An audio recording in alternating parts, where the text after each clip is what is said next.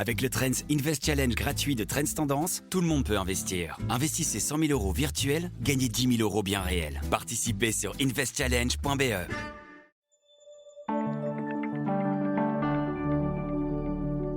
Et si Donald Trump n'avait plus aucune limite parce qu'au fond, il n'avait plus aucune raison de se retenir? Dans cet épisode du Regard décalé, on explore un scénario rarement évoqué et qui pourrait pourtant tout changer, l'annulation des élections de mi-mandat aux États-Unis. Un scénario extrême, mais qui expliquerait beaucoup de choses. Une guerre qui s'installe, un pétrole maintenu élevé et des décisions qui semblent défier toute logique économique. Avec Bernard Keppen, on pose la question: et si Trump n'avait plus de contraintes politiques, jusqu'où pourrait-il aller? Un épisode qui dérange, mais qui oblige à réfléchir.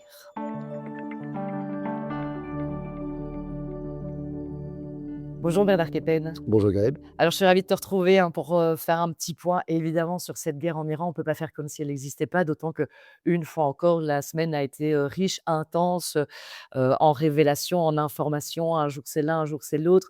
Est-ce qu'on peut espérer que ce détroit d'Ormuz puisse être réouvert ce week-end? On attend quand même des informations importantes. Alors, je me méfie toujours des week-ends, parce qu'avec Trump, c'est en général le week-end qui se passe plutôt des mauvaises nouvelles. Donc, on va être très prudent par rapport à la situation du week-end. Et non, on n'aura pas l'ouverture du détroit d'Ormuz ce week-end. On sait bien que les antagonismes sont tellement élevés entre l'Iran et les États-Unis aujourd'hui qu'il faudra quand même encore du temps avant d'avoir un accord. Et que globalement aussi, on sait que le cessez-le-feu est encore très fragile. On parle d'une prolongation du cessez-le-feu encore pendant 15 jours. Donc ça veut dire qu'on ne voit pas de solution à court terme. Donc non, malheureusement, je ne vois pas d'ouverture du détroit d'Ormuz à court terme. Oui, parce que outre ce cessez-le-feu, ben voilà, Trump lui-même a décidé de bloquer ce détroit maintenant, tout en appelant à sa réouverture, mais c'est lui-même qui vient mettre ses bateaux pour empêcher tous les navires de passer. Enfin, c'est impossible de résoudre un problème comme ça. Alors c'est pas impossible. Maintenant, si on peut essayer de comprendre ce que veut Trump, hein. Il y a peut-être deux raisons pour lesquelles il le fait. La première, c'est clairement, c'est couper les revenus de l'Iran, puisque l'Iran exporte le pétrole, a besoin de ces revenus, c'est essentiel dans son économie, c'est tout ce qui lui reste, hein, au niveau de l'économie iranienne. Et la deuxième raison, indirectement, c'est quand même embêter les Chinois, puisque les Chinois importent, et sont les seuls qui importaient, ou pratiquement, qui importaient du pétrole iranien. Donc ils sont dépendants, entre guillemets, de ce pétrole iranien. Donc c'est aussi une façon d'embêter un petit peu la Chine, ce qui veut dire que dans la volonté de Trump, il y a un double objectif qui est un peu recherché. Et le troisième, indirectement aussi, c'est de garder un prix du pétrole élevé. Pourquoi? Parce que les États-Unis sont exportateurs de pétrole, et ça, il ne faut pas l'oublier. Oui, en attendant, leur prix du pétrole monte chez eux aussi et les Alors, citoyens américains tout à commencent fait. doucement à râler, Le hein. prix de l'essence augmente, mais Trump a déjà dit le week-end passé, vous allez garder un prix de l'essence élevé jusqu'à la mi-novembre, donc jusqu'aux élections de mi-mandat. Il a annoncé la couleur. Donc ça veut dire que très clairement, pour lui, dans sa logique de dire on est les leaders en termes de production de pétrole, avoir un prix élevé, c'est un bénéfice pour l'économie américaine, même si ça embête un petit peu le consommateur. Oui, après, bon, bah, voilà, et c'est vrai qu'il y a des citoyens s'y lèvent quand même, de plus en plus nombreux et je voulais te poser la question par rapport à ça puisqu'on voit quand même de plus en plus arriver, en tout cas dans la presse, l'idée d'appeler le 25e, amendement, c'est-à-dire de déclarer Donald Trump fou. Beh, c'est vrai qu'on peut se poser sincèrement la question. Alors on peut se poser la question. Alors c'est clair que dans la situation actuelle, il n'y a aucune chance que ça passe, les démocrates n'auront absolument pas la majorité. Maintenant, en fonction des résultats à mi-mandat, on peut clairement penser que les démocrates auront cette majorité. Maintenant, moi, je garde toujours en tête un autre scénario, c'est qu'il n'y ait pas les élections à mi-mandat. Ah ouais, ils C'est, exprimeraient. c'est-à-dire il aurait comme argument de dire que pour la sécurité nationale, on ne pourrait pas tenir, trop dangereux, trop de risques d'émeutes sociales, etc., trop dangereux de tenir des élections, et donc qui reporterait les élections. C'est quelque chose que j'ai moi en tête. Alors c'est peut-être un peu un scénario extrême, mais je me dis avec Trump, on ne peut pas exclure, c'est quelque chose que je ne peux pas exclure. Et c'est peut-être aussi la raison pour laquelle finalement, il a, le week-end passé, osé déclarer que finalement le prix va rester élevé jusqu'aux élections, comme si ça n'avait plus d'importance pour lui. Donc Ouais. moi, ça pose question à ce niveau-là. Effectivement, ça pourrait quand même envoyer quelques signaux. Bon, ceci étant, bah, ce pétrole, on en parle beaucoup puisqu'on est nous-mêmes impactés, hein, on s'en est tous rendus compte à la pompe. Moi, ce qui m'inquiète, c'est aussi de voir arriver des signaux d'alarme comme quoi on n'aura pas assez de pétrole, que l'approvisionnement va vraiment être impacté. Pourtant, jusqu'ici, on nous parlait de 20 de nos importations qui venaient du Moyen-Orient. Comment est-ce qu'on peut se dire que, malgré ce petit chiffre, on pourrait se retrouver en manque de pétrole en Europe? Alors, il y a un élément qui est important, c'est d'une part, on avait des réserves suffisantes, on avait dit on avait 3 mois de réserve. Là, maintenant, il y a plus d'1 mois, effectivement, que la guerre a commencé. Mais ça tient compte d'un certain nombre de types de produits dont on a besoin et en type de raffinage. Et c'est ça la difficulté pour certains secteurs, on risque d'avoir effectivement des problèmes de, de ressources, pardon. Et on parle essentiellement du secteur de aéronautique, donc tout ce qui est aviation, là, ça pourrait avoir un impact. On a déjà eu ce phénomène sur le diesel en Australie. L'Australie dépend à 80% de l'importation de son diesel, et donc là, il y a déjà eu des pénuries. Donc on voit bien que d'un pays à l'autre, en fonction du type de pétrole, du type de produit transformé, on pourrait commencer à avoir des ruptures dans l'approvisionnement. Ouais, ouais, ce serait vraiment dramatique en termes économiques si des compagnies aériennes ne peuvent plus faire voler leurs avions, même en termes de fret, hein, on ne Ouais. parle pas que du tourisme. Donc là, je suppose qu'on pourrait arriver à un stade économique dramatique. Oui, et c'est là un peu le grand paradoxe que je mettais un peu en évidence d'ailleurs ce matin, c'est très clairement, on voit les marchés boursiers qui, eux, sont très positifs en disant ben, on arrive vers la fin d'un conflit, on va résoudre le problème. Et puis on se rend compte que les banques centrales, les économistes, eux, se posent d'énormes questions sur l'impact à long terme d'une situation qui, même si demain la guerre s'arrête, alors c'est même pas demain, on l'a dit, mais si cette guerre s'arrête, les conséquences vont perdurer sur une période relativement longue, avec un problème, de prix, et un problème de rupture dans les chaînes d'approvisionnement, mais pas uniquement sur le pétrole. Ça concerne toute une série d'autres matières premières ou de matières premières transformées qui sont liées à des produits pétroliers. Donc oui, l'impact sur l'économie est important. D'ailleurs, probablement, et ça va être confirmé la semaine prochaine, le gouvernement allemand va revoir fortement à la baisse ses prévisions de croissance à cause de cette situation. Il n'y a pas d'autre raison.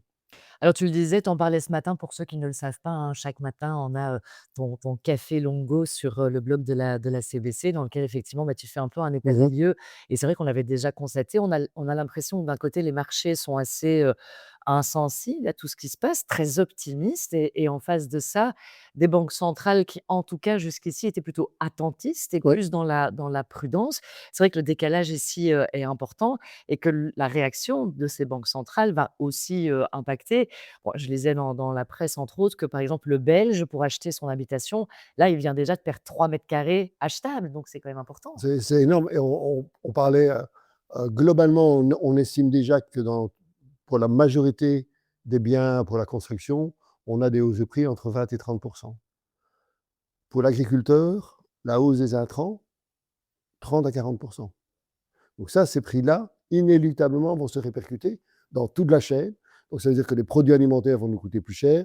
Tu l'as dit, l'habitation va coûter plus cher aussi. Ouais et donc, bah, nécessairement, c'est une inflation qui va se faire ressentir, qu'on peut plus nier. Mais donc, comment est-ce qu'on peut expliquer qu'en face, pour être un peu plus au niveau de l'humeur des marchés, de ce côté-là, il y ait une espèce d'indifférence? Parce que, c'est on en est enfin, ils sont optimistes, il y a des belles hausses. Alors, il y a 2 choses que je mettrai en avant. La première, c'est finalement, sur la guerre même en tant que telle, les marchés boursiers ont très peu corrigé. Donc il y a une accoutumance des marchés boursiers à l'accumulation des crises. Ça, c'est une réalité, on l'a bien vu.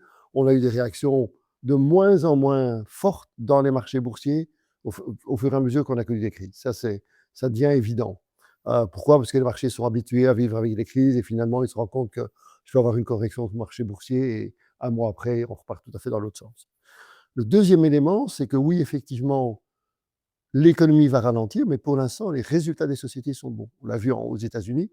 Globalement, pour l'instant, les résultats sont relativement bons. Je ne parle pas du secteur du luxe qui souffre avec le Moyen-Orient, évidemment, mais le reste, on a des résultats qui sont encore solides, ils sont encore cohérents.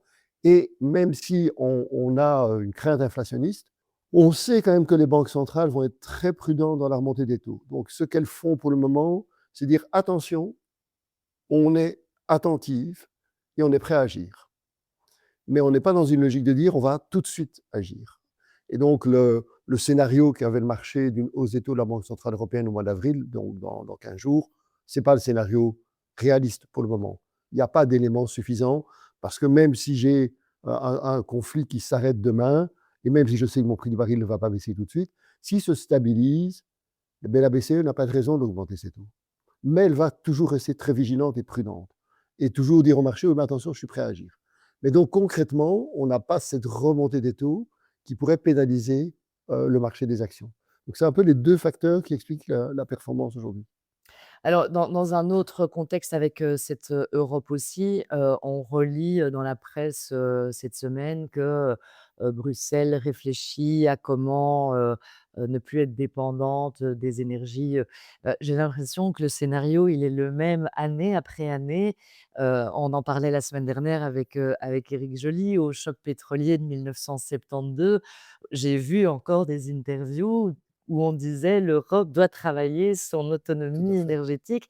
Ça veut dire que finalement, on n'a rien fait et qu'on n'est pas prêt à devenir indépendant. Donc quelles pourraient être d'autres solutions, en fait? On n'a rien fait, depuis la guerre en Ukraine, on n'a rien fait depuis l'invasion de la Crimée en 2014. Hein, si je prends déjà cette date-là, 2014, on avait déjà des signaux extrêmement inquiétants de l'attitude de la Russie, on n'a rien fait.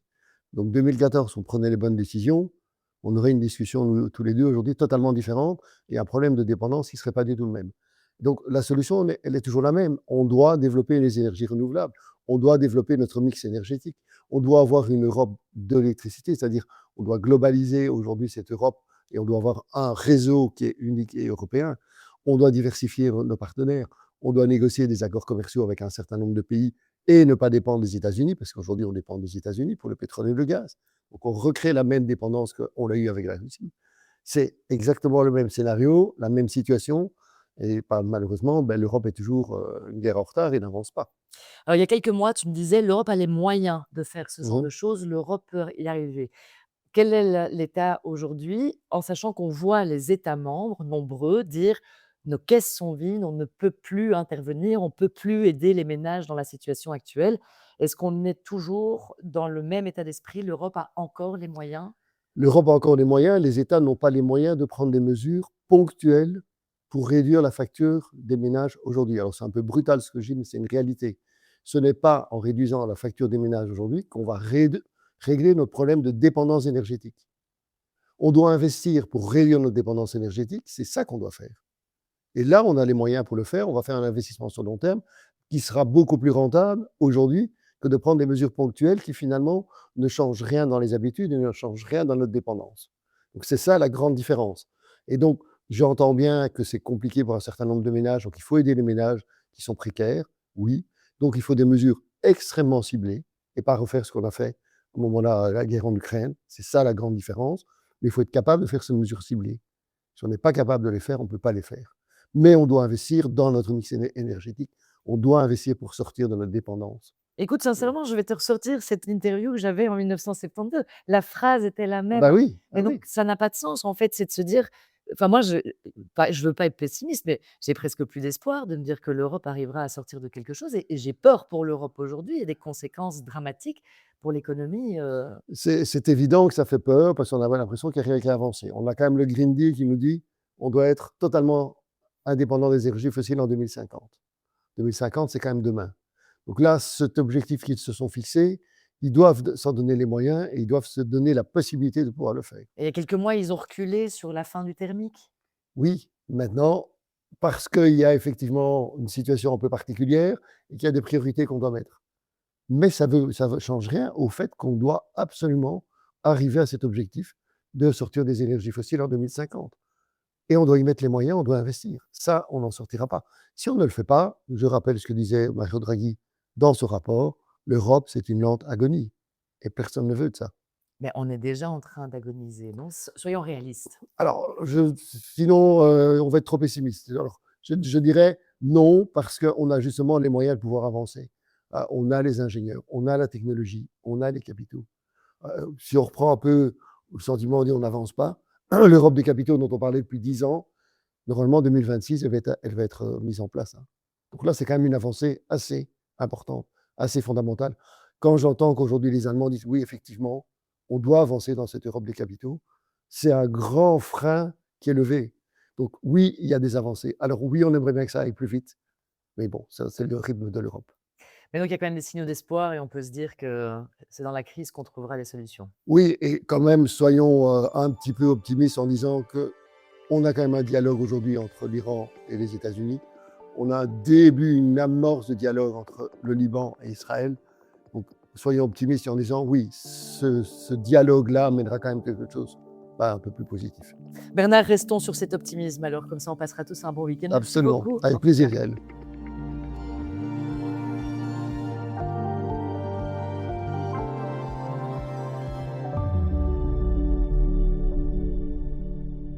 C'est tout pour l'instant. À partir de février, nos podcasts quotidiens changent de canal. Le journal des marchés rejoint Trends Bourse et nos podcasts de décryptage sont désormais disponibles sur Trends Tendance.